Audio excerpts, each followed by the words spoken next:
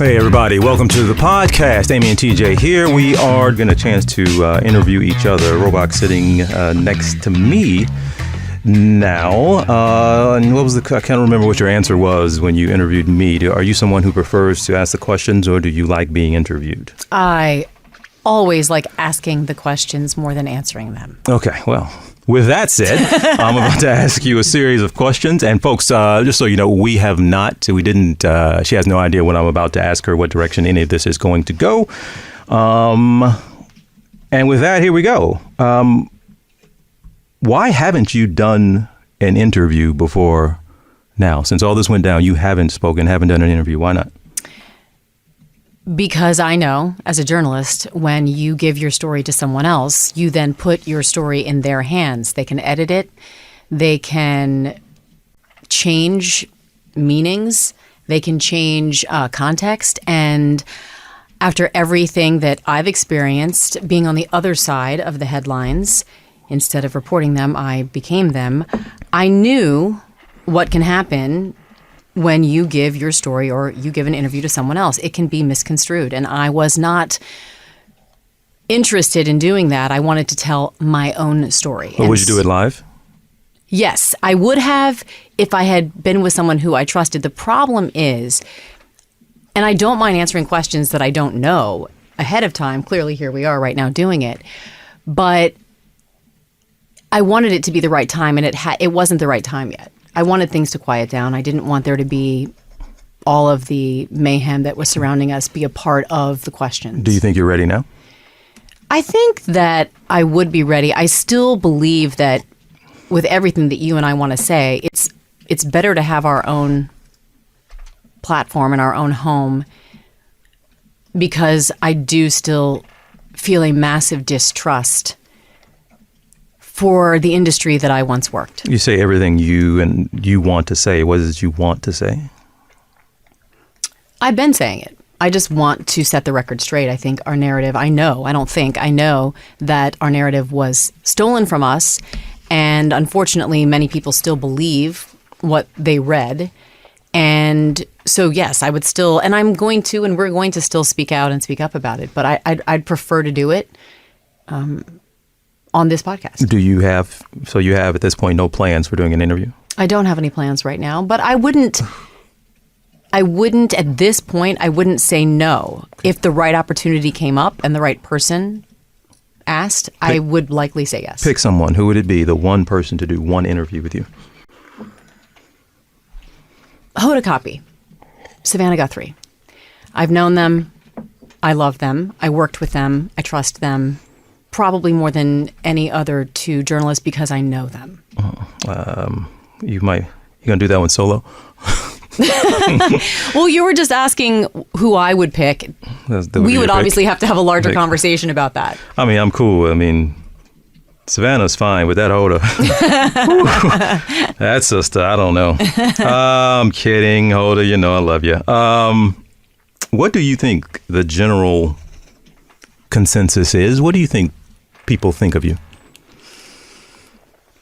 Wow. The people who know me. Nope, that's not what I'm talking about. The people who don't know me. In general, a general consensus from the public. What do you think people think of you? Wow. I don't know the answer to that. I think that, I mean, if they believe the tabloids, they think I'm a cheater and a homewrecker and all these awful things. And I think if they actually have followed my career and have followed me in whatever I've chosen to share on social media, I think that they get a fuller picture and they know that I love my daughters. I love running. I am a passionate person who lives life to the fullest and uses her time to pursue joy. Call comes from Disney today. They want you back in the same capacity that you were in previously. How long do you need to decide and call them back? The first person I would call would be you.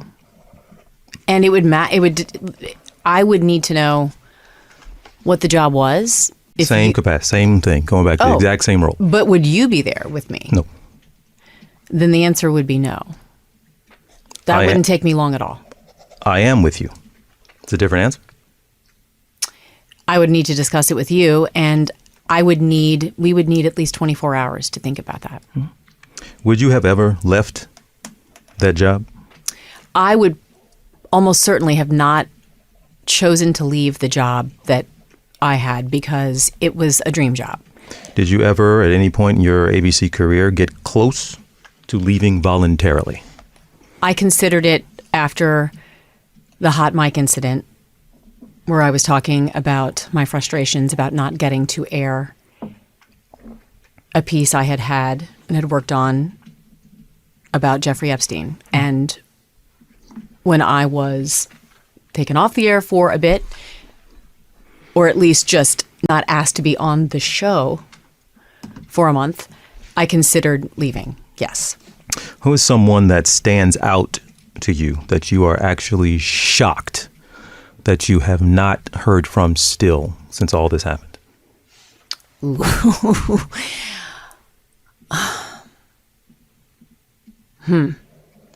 That's a tough one. Who have I not heard from since this all happened that I'm shocked by? I don't know if I want to say. But you do have something in mind? Yes. I don't want to call this person out, but yes. No, can you give us, obviously you would be able to say it to me, but in private. But is there nothing you can say about who this person was or where they were in your life? Sure. Without actually giving away who it actually Well, is? I would just say there are people who I worked with every single day who I thought I was close to, who then showed me who they really were when they didn't check in ever. Not once. Okay. Outside of me, what relationship in your life is better after all this happened than it was before all this happened? My mom and dad. What relationship is worse after all this happened than it was Two before? friendships. But those two friendships still exist? No, they're gone. So that doesn't count. Well, it was because of all of this. Okay, but that relationship is not worse, it's not non-existent. So what relationship do you still have that still exists that is a struggle now versus what it was before? Right now in this moment. A relationship that is worse because of all of this. I believe right now, there were ones that took hits along the way, but right now in this moment, there's no relationship that I currently have that is worse because of what happened. I think, well, I know all of them are now currently better than they were. You spoke a moment ago about what people think. How important is it to you what people think of you? Not privately, but on a larger public way. It matters to me. I have always, and I wish that it didn't, but it does. I have always wanted to be liked, to be respected, to be someone that someone looks up to. Yes. So it does matter a lot. That's in all of us, I guess. You're not alone in that, I'm saying. Yeah. Is there something you can think of that you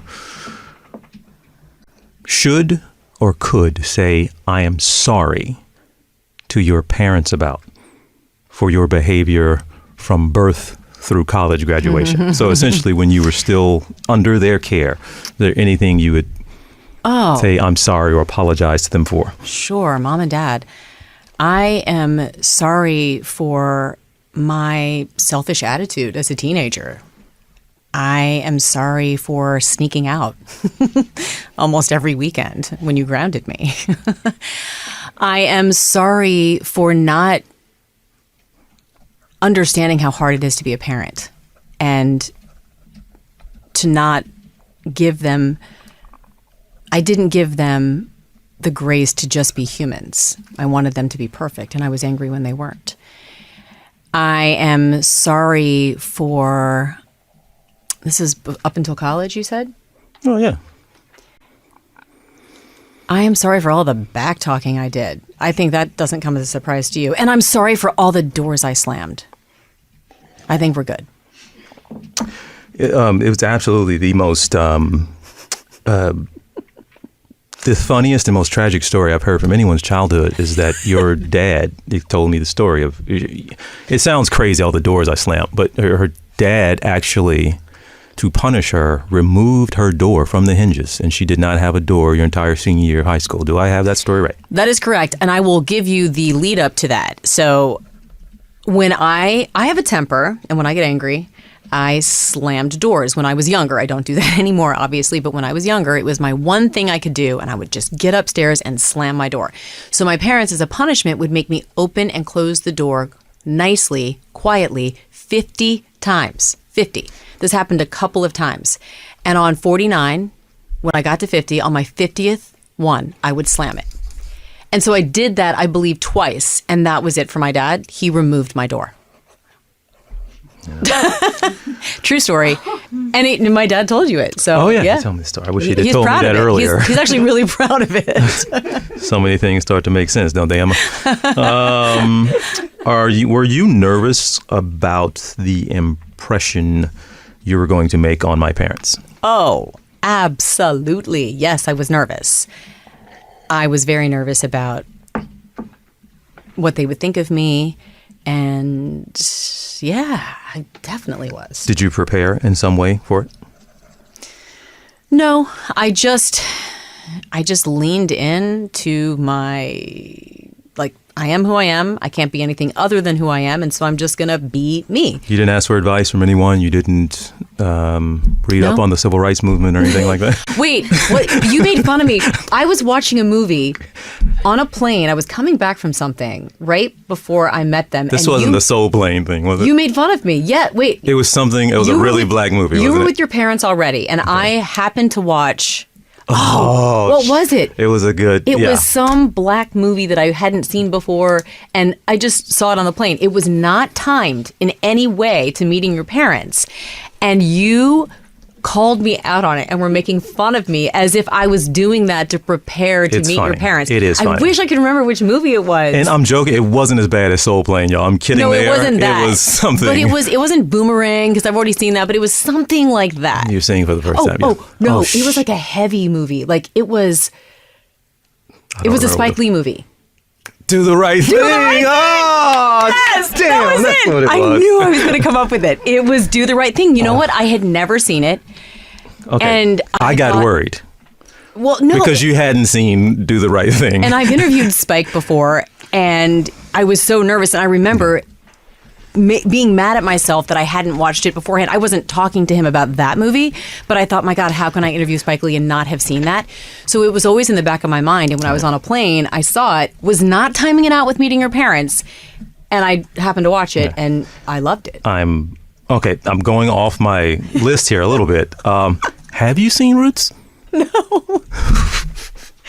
I was young when it came out. What year did that come out? I was younger. Yeah, okay. Yeah, we know. Okay. It's on my list. You know, I'm gonna stop there. But up next, we are going to get a little more personal, including about our relationship, and the questioning is going to start with a spelling bee. Stay here. Great.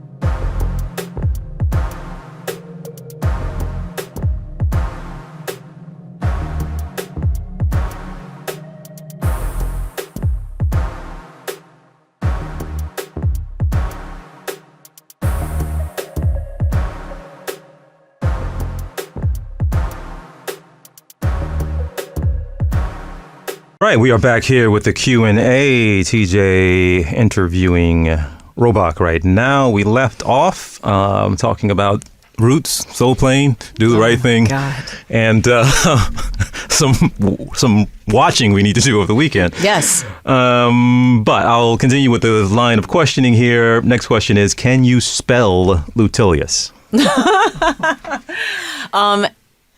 I'm going to write it out as I say it. Wow. Loutelious.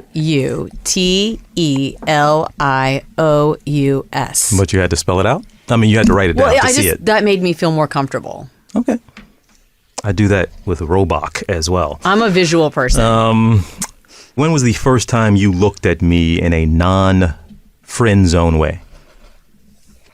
I believe that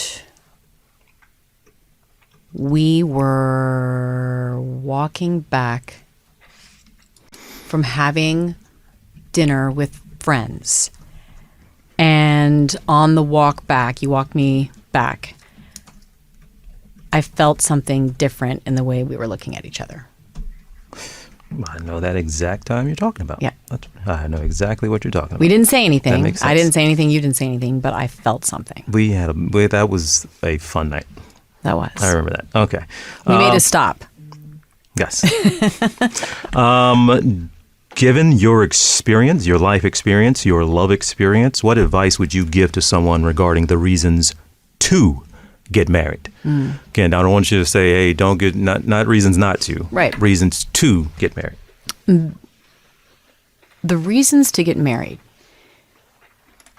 When someone enhances your life, you come to the union as a fully formed person. I don't think people complete each other. I think they enhance each other. And so if you can find that person, if you're looking for someone to complete you, I think it's the expectations end up killing so much. So if you can actually find someone who enhances who you are, who brings out the best in you, and who makes you want to be a better person, those are all really good reasons to get married. And then finding that person, of course, it's not going to be perfect. You have to be willing to recognize that you're not always going to get along, and not always, you can't have this rom-com version of what you think a marriage should look like. You have to go in with real expectations. But once you realize that you want to be with that person through the good times and through the really tough times, is that the person you want in the foxhole with you? Is that the person you can lean on when things aren't going well? And I think when you can find a partnership like that, I want a partner in life. I have always wanted that. I think that's why I've kept trying. And I do believe there is something so beautiful about coming together with someone and choosing to be with someone and loving someone. I think I've heard this. If you like someone, it's because; if you love someone, it's in spite of. But that idea of loving someone as much as you love yourself, perhaps even greater than you love yourself. That idea of sacrifice, that idea of giving instead of getting. I love that, and it enhances your life to have a partner. I mean, there's nothing I want more, I think, than that. I want that for my children. I want that for my daughters. All right. So again, given your experience, what advice would you now give to someone regarding reasons to stay or not stay in a relationship?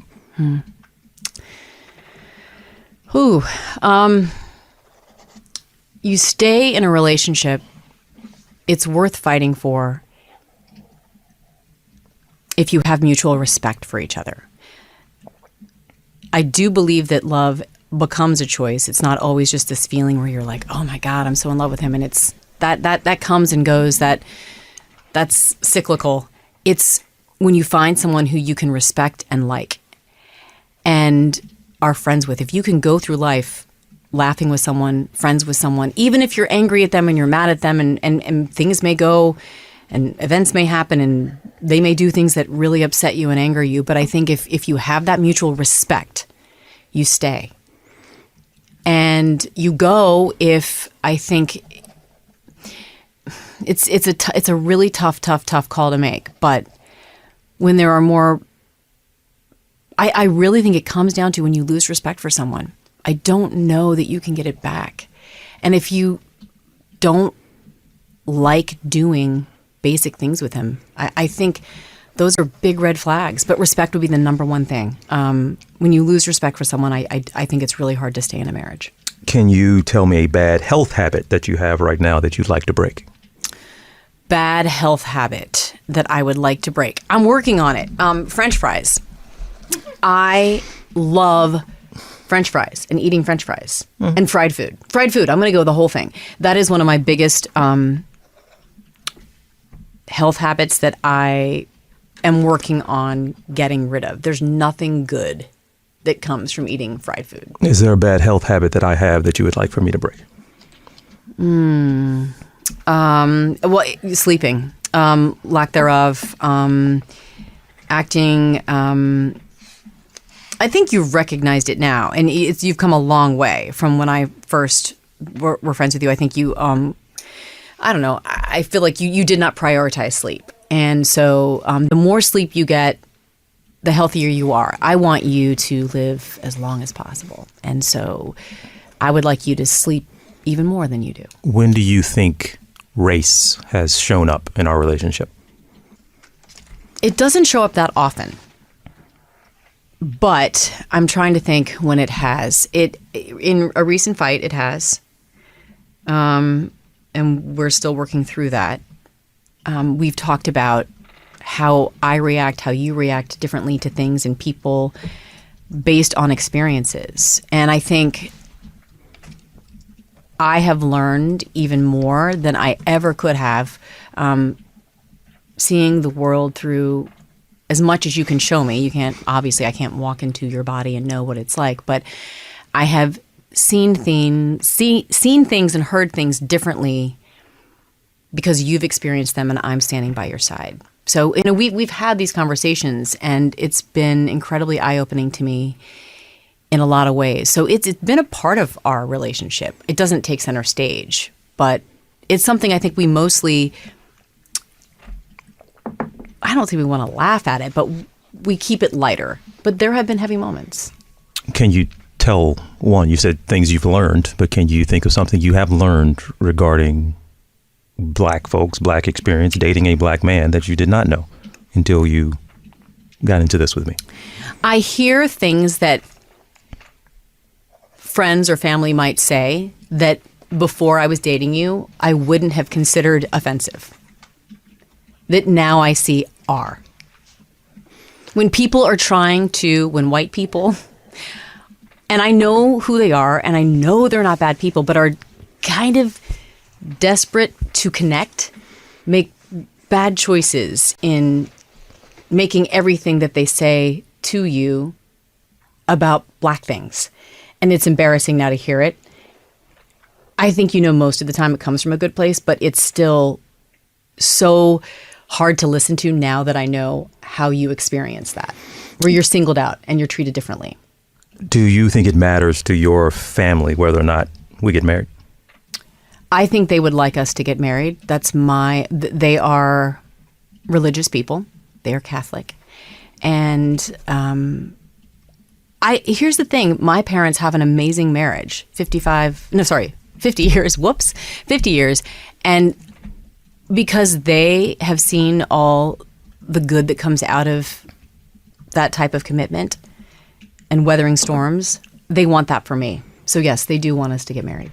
But you said you think so, but they've stated so and not just a matter of... When I have said, this is the person I want to spend the rest of my life with, I don't know for sure if that means us legally getting married, but it's on the table. My parents had a very positive response. They're like, well, that's so good to hear. They want that for me and you and us. Do you think about us missing out on having kids? Absolutely. Yes. And what do you think? I see your parenting style, and it's very similar to mine. And that is a gift if any of you out there have a shared parenting style with your partner. That makes life so much easier, or at least a little bit easier. And it feels good to have a similar mode of operation when it comes to what we want for our kids, what we want to teach them. And what I love about you is that you're willing to let your child not like you in the moment to teach them a lesson to do the right thing. And I appreciate that. So yes, I have multiple times been a little sad that we did not come together at a time where we could have had that option. I asked if you think it matters to your family if we get married. Do you think it matters in any aspect publicly whether or not we get married? I think people are always rooting for love. And in this culture, in this society, that usually ends with a wedding. So I do think that people who are rooting for us are rooting for marriage. Yes, I do. I think that. All right. Up next, folks, chapstick, tattoos, necklaces, cooking. When we come back. All right, we're back with the final installment here, Q&A with Robes and TJ. I will pick right up with, these will be on just a variety of things and most of it lighter fare, but thank God. How long have you had this chapstick addiction?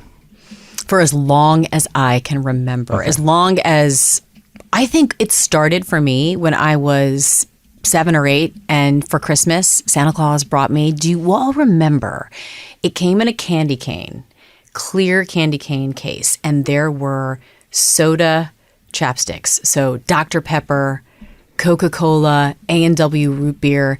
Dr. Pepper was my absolute favorite, and I think that was the moment, probably at 8, where I became addicted to chapstick. Do you have any intention of getting any more tattoos? Yes. What are you getting? I don't know yet, but I would only get a tattoo at this point, probably. I mean, I never want to say never, but my thinking is that I would get another tattoo with you. And we have an idea, and we're considering it, and I'm considering it. All right. Do you ever want to publicly reveal the significance of that chain and pendant around your neck? I'm not hiding it, and I have no problem revealing it. Okay, we'll hold on to that one. At some point. Does it, are you comfortable? Does it make you uneasy? I know you like the food, but is there any issue with me doing all the cooking?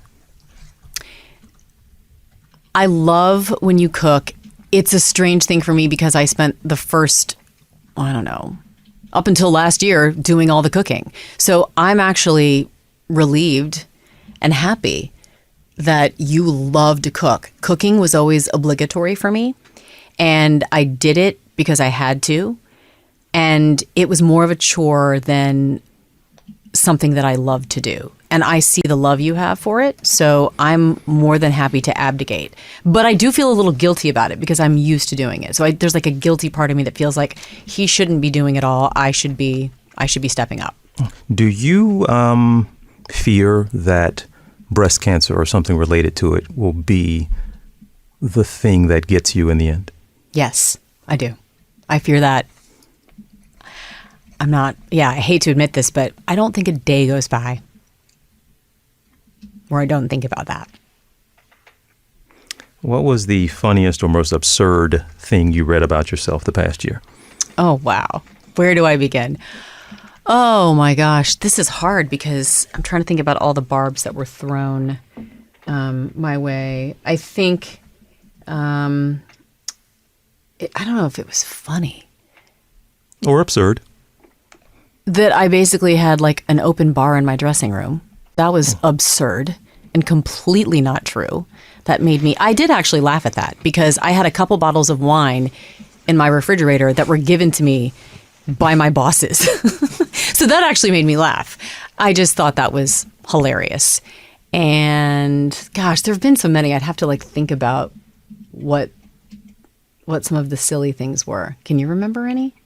See, look at me trying to interview you. All right. Well, if something else comes to my mind, I'll bring it up. But that one stands out. How many sets of AirPods have you lost?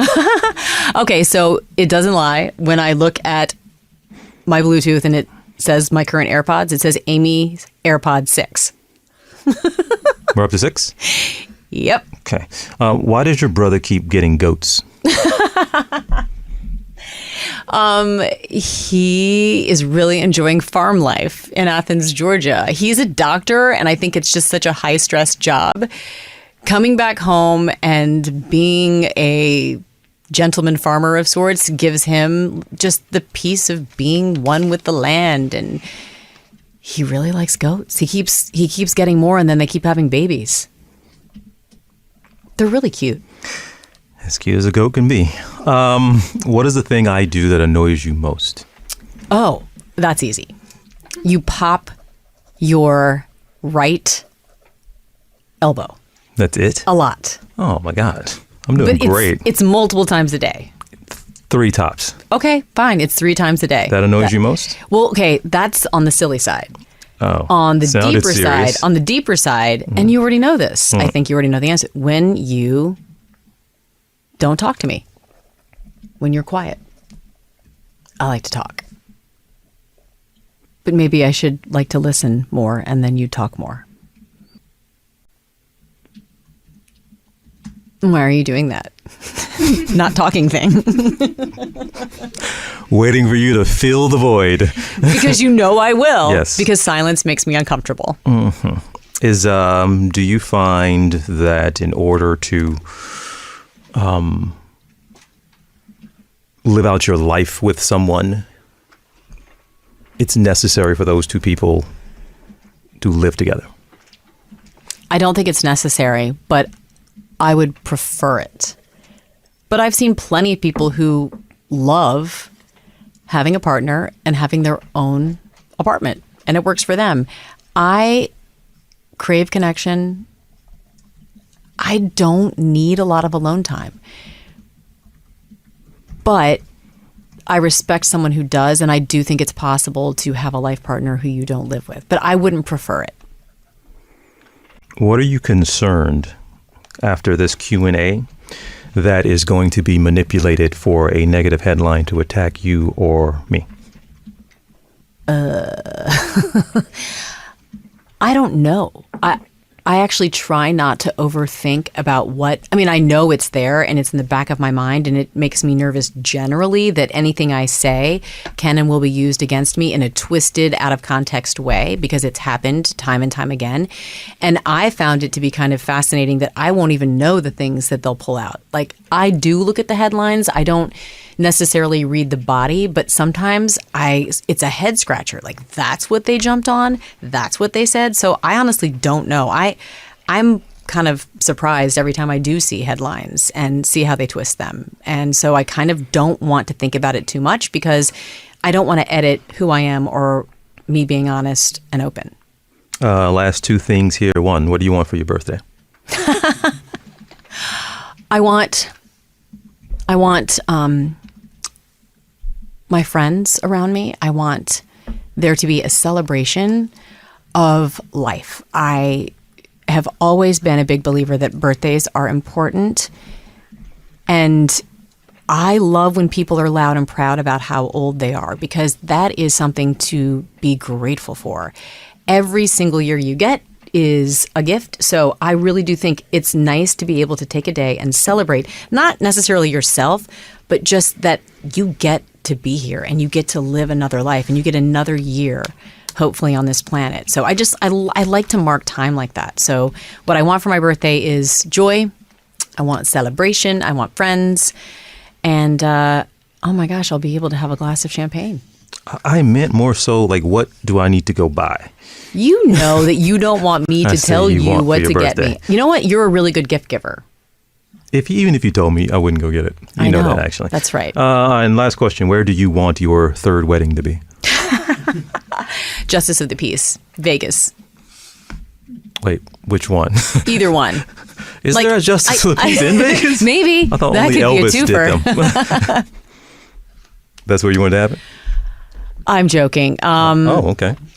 My 3rd wedding. I really would want it to be a very intimate gathering, and I would absolutely run off in an elope somewhere. I think that's probably, if I had to pick, I'd pick eloping and going to Fiji or somewhere really nice and far away. Wow. running to Fiji. Okay. You really want to get away. All right. And ma'am, is there anything we didn't talk about that you wish you'd gotten an opportunity to say? I think you covered everything, All TJ. right. Well, thank you so much for your time, ma'am, and good luck to you down the road. We wish you well. Bye-bye now. Folks, hope that wasn't too bad for you. What threw you? It was good. That's the first time you've ever interviewed me. Won't be the last. Folks, you can find us. We've said we are now officially on TikTok. The show is. You could find Robach and I individually. Also, you can find us on Instagram at Amy and TJ Podcast, but we have our individual Instagram pages as well. So thanks for listening.